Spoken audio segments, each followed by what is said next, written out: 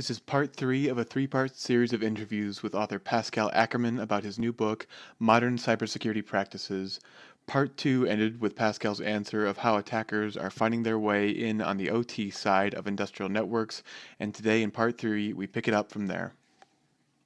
Okay.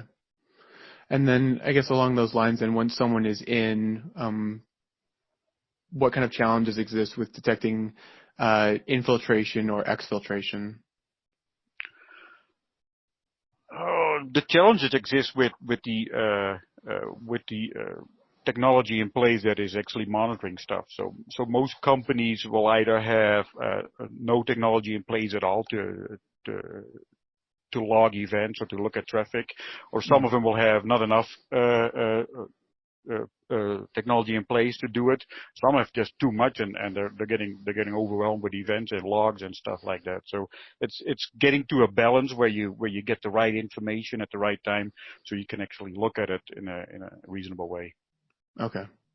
And of those examples of, they either don't have anything or, they've got too much and they're kind of getting overwhelmed, and then kind of everywhere in between.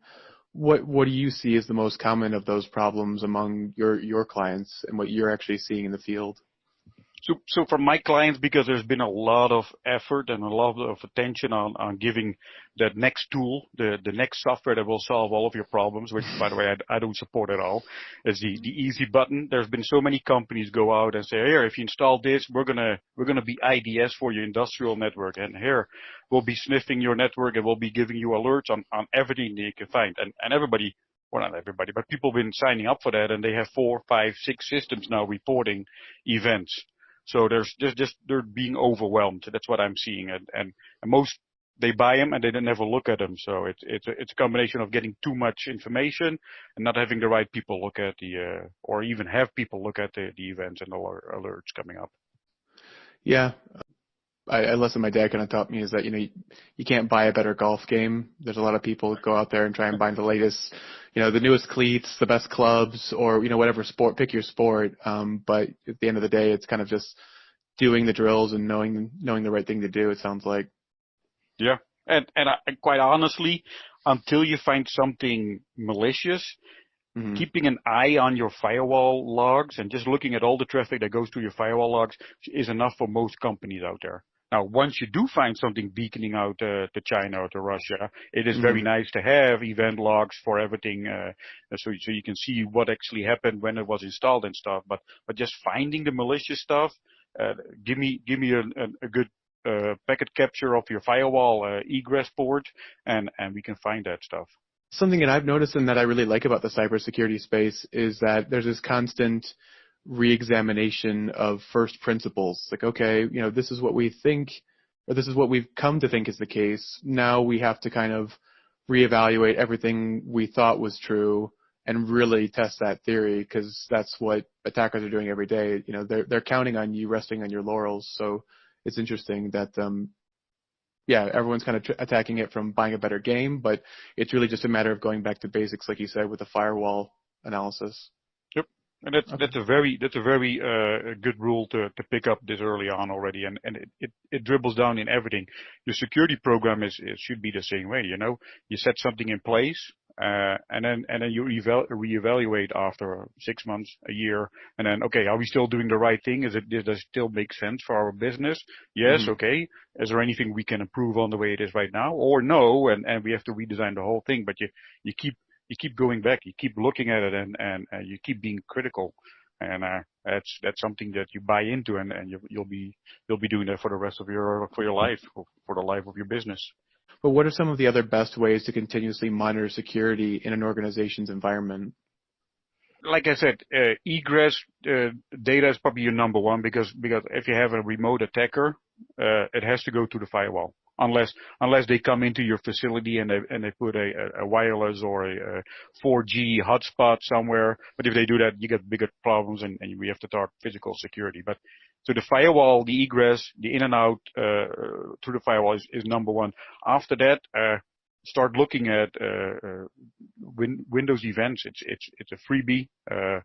Look at your Windows event, look at logins, correlate logins on your Windows system with your Shift schedule.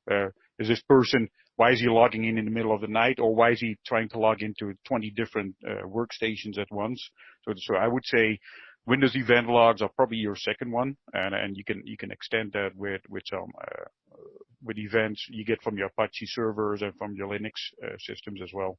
As far as SIEM goes, I guess, what kind of trends have you seen in the SIEM industry or perhaps the market toward including increased security value?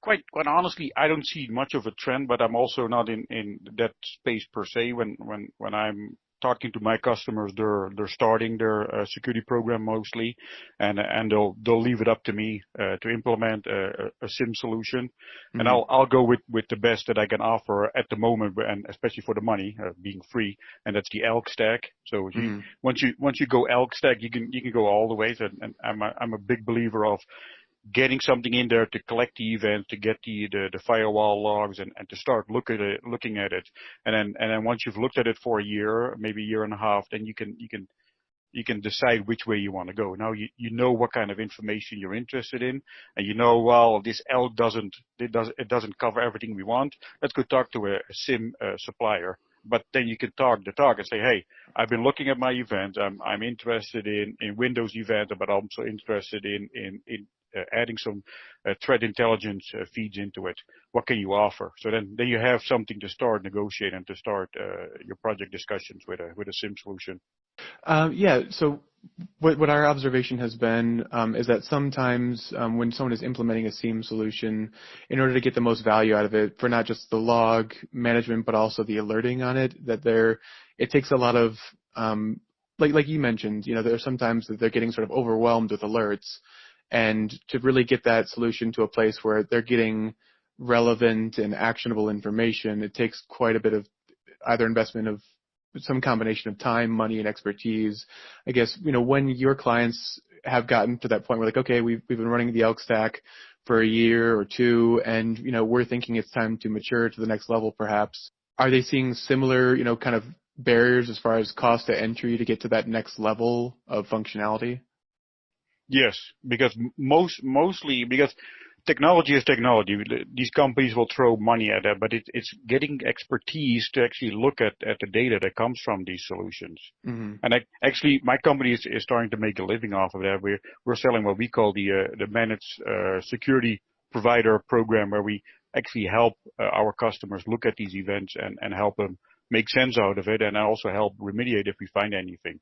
But a lot of companies are just struggling to get the right people in that place and to get the right eyes looking at these events. Okay.